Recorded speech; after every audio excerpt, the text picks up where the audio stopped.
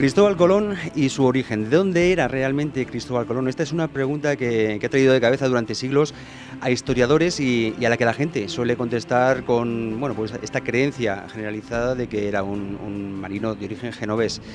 Pero resulta que las recientes investigaciones nos dicen que a lo mejor resulta que era de un entorno mucho más próximo a este en el que nos encontramos y de un linaje que nos resulta muy conocido.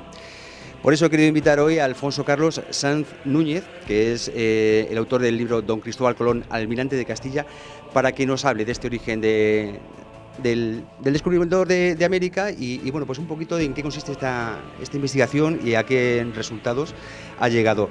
Muy buenos días, don Alfonso, y gracias por acercarse a los micrófonos de Es la Mañana de Guadalajara. Buenos días, muchas gracias. Cuéntenos.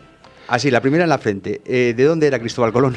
Pues Cristóbal Colón, según la tesis de mi padre, que fue el que inició las investigaciones, Ricardo Sanz García, y que las plasmó en 3 publicaciones, y según lo que yo he continuado investigando, es de Espinosa de Henares, de la provincia de Guadalajara, un pueblecito pequeño hoy, y mucho más pequeño cuando este gran personaje nació allí. De Espinosa de Henares. Muchas localidades, muchas ciudades han querido atribuirse la nacionalidad de Cristóbal Colón. ¿Por qué Espinosa de Henares? ¿Qué argumentos tenemos para poder afirmar que es de aquí, de Guadalajara y de Espinosa de Henares, de donde era originario? Pues en primer lugar hay que hacer un análisis de qué personaje es el Cristóbal Colón que afirman los italianos que es de Génova. En primer lugar, lo primero que hemos hecho ha sido, en función de lo que dice Andrés Bernaldez, que es un coetáneo suyo, que murió a los 70 años, pues sabiendo la fecha de muerte, que el año en que murió, que es 1506, hemos restado 70 años y hemos llegado a la conclusión de que tuvo que nacer en 1436. Ajá. Los italianos dicen que nació en 1451. Luego ahí ya hay una disparidad. Hay un descuadre de fechas en favor nuestro. Entonces, a continuación, lo que he hecho yo es ver quién apoya la fecha de nacimiento de 1435 o 36. En primer lugar, ya digo, Andrés Bernaldez. Luego, Alejandro de Humboldt, también. Julio Verne. Salvador de Madariaga, aunque discrepa luego, diciendo que tiene que ser otra fecha porque dice que en la afirmación de Bernaldez de que murió a los 70 años, que tuvo que haber un error, y en vez de 70 quiso decir 60, pero el documento dice 70, no dice 60, y además lo pone con letra y con número, o sea que no hay error posible. Y Julio Verne, no sé si lo he dicho también. Sí, también. Bueno, pero es que además Julio Verne es curioso porque hizo un libro y su título es Cristóbal Colón y pone la fecha de nacimiento 1435-1506. Es decir, que hasta en la portada lo pone. Ajá. Pero es curioso también que ningún historiador de estos hace un análisis profundo de dónde nació. Incluso el padre Las Casas también porque no hay que desestimar lo que dice en Historia de las Indias. Pero es que el padre Las Casas dice algo muy curioso, que si me permite, vamos a ver dónde lo tengo yo, pues dice, vamos a ver, Alejandro de Humboldt, hemos dicho, Julio Verne, también el conde de Rosselli, que es un biógrafo de Colón, en 1828. Estamos hablando de textos y libros, investigaciones del siglo XVI. Sí, que estaba más reciente y a lo mejor no se habían perdido tantos datos o no se habían manipulado tantos datos. El padre de Las Casas dice, atención a lo que dice, fue pues este varón escogido de nación genovés, de algún lugar de la provincia de Génova. Cuál fuese dónde nació o qué nombre tuvo el tal lugar, no consta la verdad de ellos, luego no sabe dónde ha nacido. Dice nada más que se solía llamar, antes que llegase al estado que llegó, Cristóbal Columbo de Terra Rubia. Aquí ya nos está dando una indicación de dónde es, porque el gentilicio se utilizaba como apellido en aquella época. Exacto. Entonces, analizamos lo que es de terra rubia. Y rubia en latín, de rubus rubi, significa rubia. Se declina como rubia, tierra zarza o espina. Tierra espinosa, decimos nosotros. Nos va ya acercando a lo que sería Pero el Espinosa conde de Rosselli, esta es una investigación que está en los libros, pero que a mi padre se le ha pasado y a mí también se me había pasado al principio, pero revisando de nuevo textos de la biblioteca que mi padre me dejó hace poco, encontré que el conde de Rosselli en 1828 describe una situación que nos da una pista, pero definitiva casi. Describe la situación en la que se encontraba Cristóbal Colón cuando, apresado por Francisco de Bobadilla, presuntamente por irregularidades que cometía en el nuevo continente, pues tiene orden de los reyes católicos de que se ponga justicia. Y en el tercer viaje vuelve encadenado a España. Pues cuando está en la bodega del barco, tumbado, sentado estaría en el suelo, con los grilletes para ponerle, porque quería que volviera encadenado Francisco de Bobadilla. Ninguno de los que allí estaban se atrevía a ponerle los grilletes. Primero porque consideraban que era una injusticia, como así era, y luego porque le tenían un respeto tremendo. Y el conde de Rosselli nos dice que fue un desvergonzado, un familiar suyo, que era su cocinero, el que se lo puso. Y que este cocinero se llamaba Espinosa. Vuelvo al texto de las casas a ver si efectivamente dice que es familiar suyo, y no lo dice, pero sí dice que se llama Espinosa y que es su cocinero.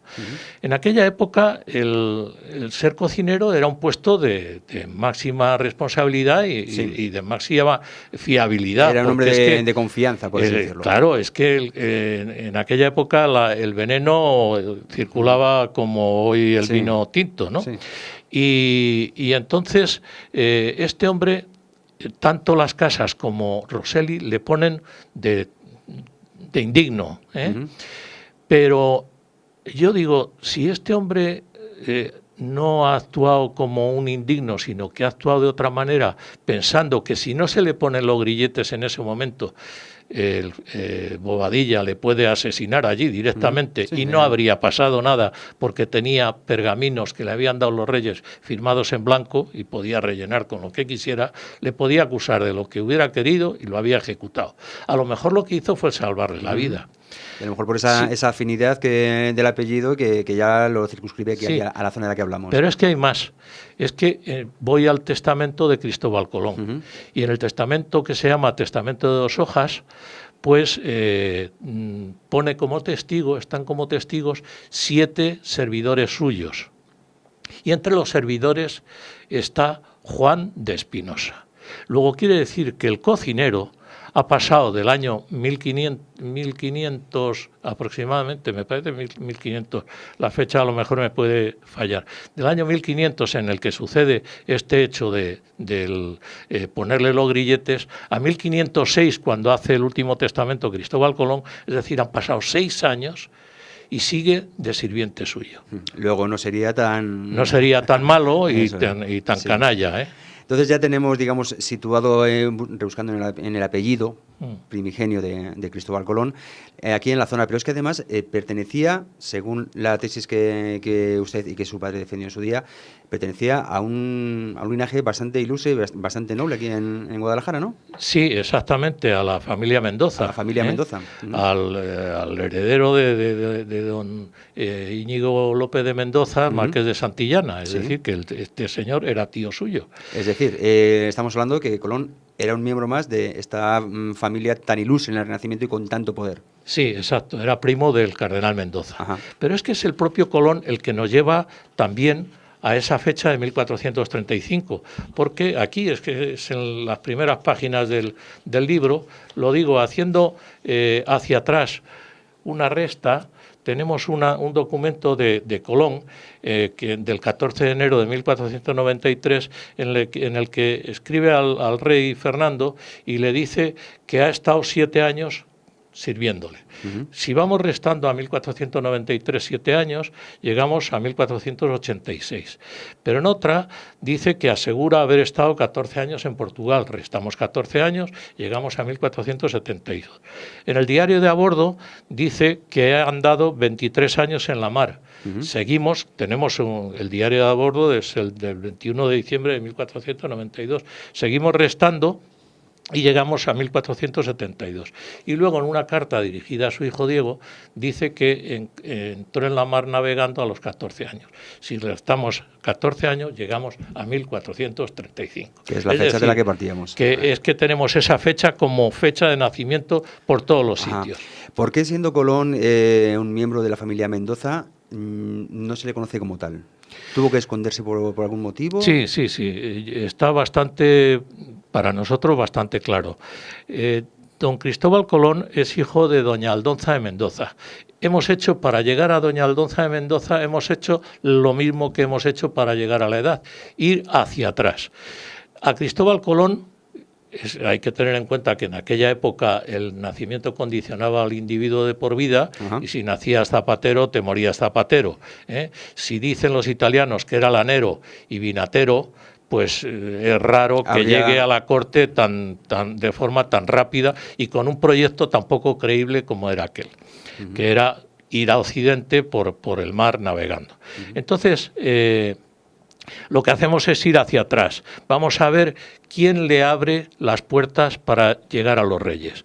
Y son, en primer lugar, el duque de Medinaceli y, en segundo lugar, el cardenal Mendoza. Es decir, sus propios familiares. Exacto.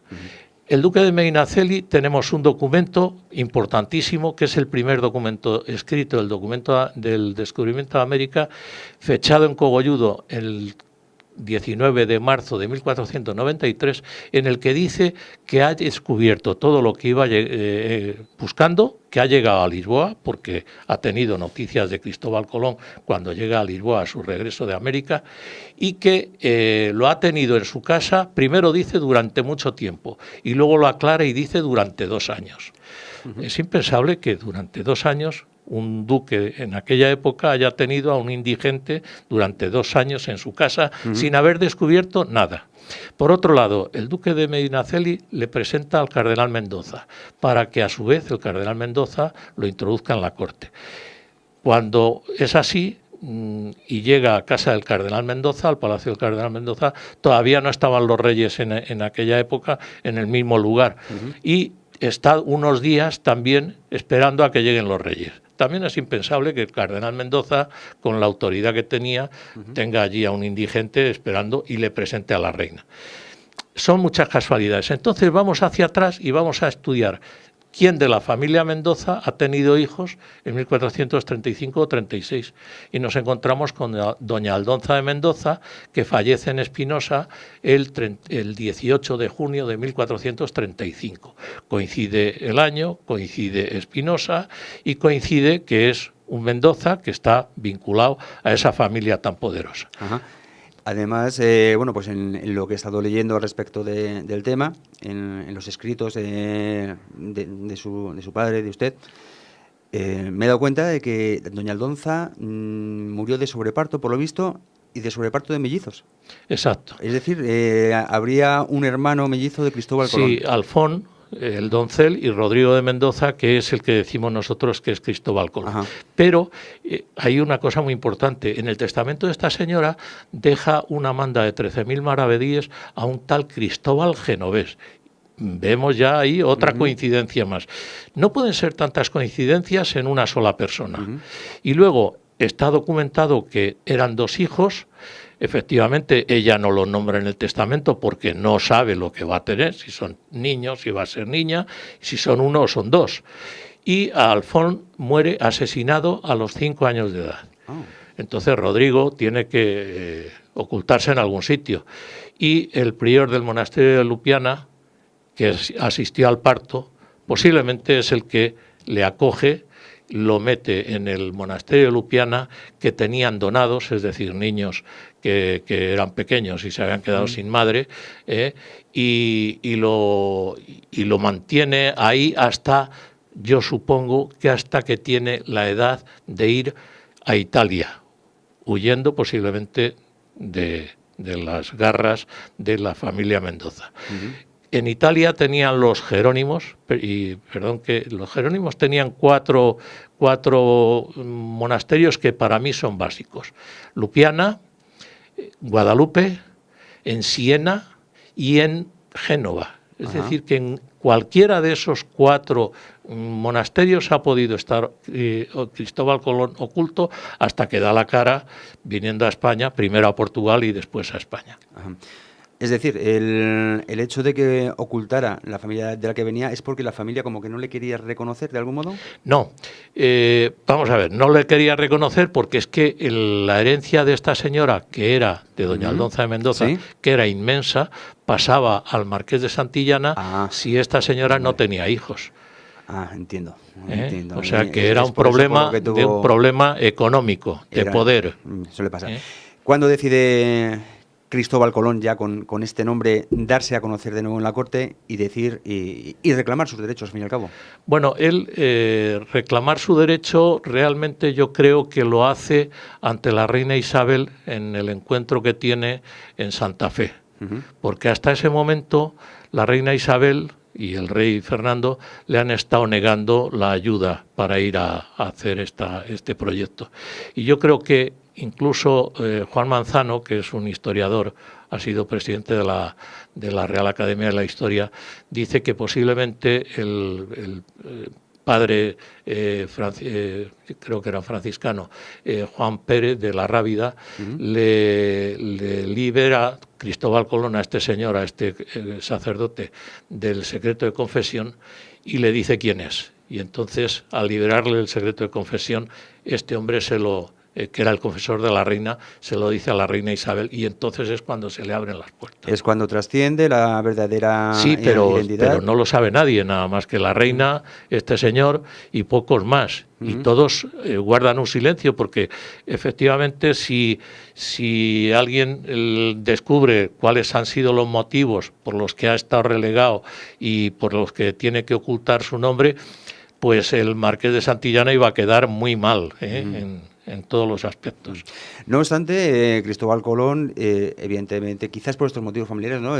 Consiguió el favor real, consiguió hacer pues las hazañas que realizó y llegó a reclamar el título de almirante de Castilla, que es le da nombre a su libro, Don Cristóbal Colón, almirante de Castilla. Exacto. ¿Qué suponía esto exactamente y por qué lo reclamó? Bueno, él, decimos nosotros que es heredero, por herencia, por genética, es heredero de don Diego Hurtado de Mendoza, que era su abuelo, y de don Pedro González de Mendoza, que era su bisabuelo. Entonces, el último almirante de Castilla de los Mendoza fue don Diego Hurtado de Mendoza, que era su abuelo. Cuando fallece este señor, le debería haber pasado el título al marqués de Santillana, pero el marqués de Santillana tenía entonces 5 años. Y por la edad no pasó el título a él, sino que pasó a Alfonso Enríquez, que estaba casado con una Mendoza. Cuando el marqués de Santillana ya tiene edad suficiente, reclama este título y no lo consigue. Por mucho que lo reclamó, que hay documentos e influencias de la corte para incluso ante el poder real para que se le vuelva a él y no lo consigue. Y entonces Cristóbal Colón, en la concesión que le hacen los reyes del título, reclama, no solo en la concesión, sino en las capitulaciones de Santa Fe, una de las cosas que reclama es el título de almirante de la mar Oceana, porque el de Castilla ya lo tenía Alfonso Enríquez, pero con las mismas prerrogativas que tenía Alfonso Enríquez. Y se lo conceden así, con las mismas prerrogativas que tenía Alfonso Enríquez. Luego le están dando el título de almirante de Castilla, el equivalente con otro nombre. Además, otra de las tesis que refuerzan esta teoría, ¿no? Es decir, cómo un lanero genovés puede llegar con tantas ínfulas, ¿no?, a la corte de Castilla, reclamar tantas cosas y que se le concedan. Es decir, todo esto refuerza de nuevo la idea de que no era exactamente un lanero. Claro, pero si es que además en la concesión del título del escudo le dan los emblemas reales del castillo y el león, que eran de los reyes. Luego le dan en un cuartel, porque era un escudo cuartelado, en el tercer cuartel le dan las islas de las tierras que ha descubierto. En el cuarto le dicen las armas que vos tuvierais. Luego era noble, si tenía armas es que era noble, no era un indigente. Y pone las 5 anclas del almirante de Castilla. Pero en la punta del escudo pone también otro símbolo, otro emblema, que es la banda de la divisa real de Castilla. La banda de la divisa real de Castilla, aquí en el libro lo tengo bien puesto, pues es uno de los emblemas que tenía don Diego Hurtado de Mendoza. Sí, el escudo de los Mendoza, esta banda que cruza y ese lema de Ave María, que está puesto debajo. Luego, él está diciendo que en la parte que le corresponde por nobleza pone las 5 anclas del almirante de Castilla y luego la banda de la real de la... Dejando claro cuál es su origen y de qué familia proviene. Yo supongo que estas explicaciones tan extensas y también argumentadas están levantando escalas en algunos foros, ¿no? Pues mire, recientemente, el día 14, es decir, este lunes pasado, he estado en el Real Liceo Casino de Alicante, presentando el libro. Me ha hecho la presentación una catedrática de lengua española que ha trabajado en el Liceo Español de París, en el INAR de Holanda, es profesora de la Escuela Europea de Luxemburgo, y la verdad es que me ha hecho una presentación muy objetiva y al final dijo que estaba convencida de que esta tesis era la buena, porque da explicaciones a todas las dudas que hay en torno a Cristóbal Colón. Incluso se ha hecho una novela que la ha hecho un profesor de historia catalán con el que he estado en contacto y resulta que se basa en esta tesis para hacer una novela. Como es una novela, no es exactamente histórica, porque pone la primera parte de la novela es la tesis de mi padre y luego ya lo mezcla con otras cosas que no tienen que ver, porque es una novela. No es una historia novelada, ssino es una novela, ni es novela histórica tampoco. Además es una tesis que, si no me equivoco, es respaldada por propios descendientes de Cristóbal Colón, ¿no? Bueno, vamos a ver, el duque de Veragua, don Cristóbal Colón de Carvajal, me ha escrito a mí el prólogo. Es amigo mío, o yo soy amigo de él, mejor. Nos hemos conocido precisamente a través de esta tesis. Yo no le conocía de nada, le conocí en una conferencia en Madrid, luego le he seguido yo a las conferencias que ha dado él me sigue a mí a mis conferencias, ha estado conmigo en Lupiana, ha estado en Cogolludo, ha estado en Uceda, y bueno, pues tenemos un intercambio de información cada vez que aparece algo nuevo. Él me lo informa a mí y yo le voy dando información. Ayer concretamente le di información de un tema nuevo. O sea, yo me supongo que esta información, esta investigación continúa, se buscan nuevos datos, nuevos aportes y hasta llegar pues un poco a la conclusión final, que es el hecho de que se pueda demostrar de dónde provenía Cristóbal Colón, ¿no? Pues no sé, como lamentablemente en la radio el tiempo es limitado, yo me tiraría toda la tarde hablando con ustedes porque estoy seguro, y por eso pues desde aquí le emplazo para en futuras ediciones del programa Es la Mañana de Guadalajara se acerque si le apetece y nos vaya teniendo un poco al corriente de esta historia de don Cristóbal Colón, almirante de Castilla. Pues muchísimas gracias y bueno, pues Alfonso Sanz Núñez, usted es de aquí, de la zona también. Sí, yo soy de Guadalajara. De Guadalajara. Yo soy nacido en Guadalajara, pues, en la plaza de Dávalos. En la plaza de Dávalos, ni más ni menos, aquí al ladito. Pues muchísimas gracias, como le decía, por acercarse a los micrófonos de Es la Mañana de Guadalajara y seguimos en contacto si le apetece para, pues no sé, pues para seguir debatiendo sobre pues toda esta investigación, todas estas tesis y a ver si finalmente conseguimos que se desarrolle hasta el punto de que sea aceptada internacionalmente. Muchas gracias.